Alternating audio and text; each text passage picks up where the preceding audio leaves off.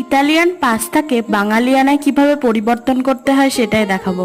নিয়েছি আদা, রসুন, লঙ্কা কুচি, পেঁয়াজ কুচি, গাজর কুচি, ক্যাপসিকাম কুচি আর টমেটো কুচি।